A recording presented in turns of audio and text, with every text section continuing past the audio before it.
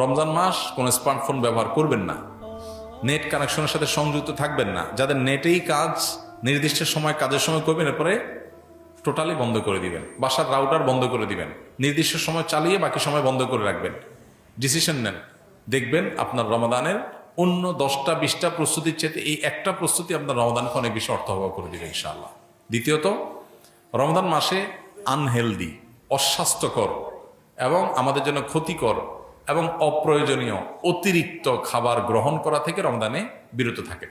দুইটা জিনিস, এই দুইটা জিনিস যদি সঠিকভাবে করেন, আমার বিশ্বাস আপনার রমাদানকে আপনি অনেক সুন্দরভাবে কাটাতে পারবেন। এবাদত বন্দেগীতে আপনি স্বাদ পাবেন, তৃপ্তি পাবেন, স্পিরিচুয়াল যে আধ্যাত্মিক যে একটা প্রেরণা, শক্তি, এটা পাবেন।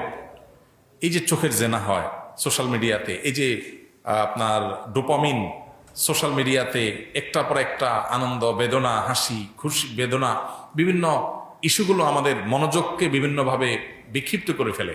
এরপর ইবাদতে মনোযোগ হয় না, না তারাবিতে মজা পাই, না রোজাতে, না তাহাজ্জুদে, না দোয়াতে, না তেলাওয়াতে কোনো মজা পাই।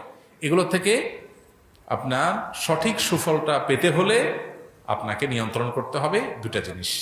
অনেক জিনিসের খোলাসা দুটা জিনিসের মধ্যে চলে আসবে। অতিরিক্ত খাদ্য গ্রহণ, অস্বাস্থ্যকর খাদ্য গ্রহণ না করে পরিমিত ভালো খাবার গ্রহণ করেন, স্বাস্থ্য ভালো থাকবে, ভেতর থেকে শক্তি পাবেন। আর খাবার যখন এলোমেলো হবে, ওইটা মানুষের আধ্যাত্মিক শক্তিকেও ধ্বংস করে দিবে।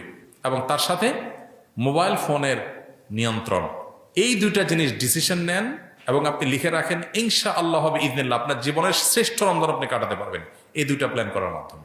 আল্লাহ আমাদেরকে তৌফিক দান করুন, হিম্মত লাগে এটার জন্য, সৎসাহস লাগে।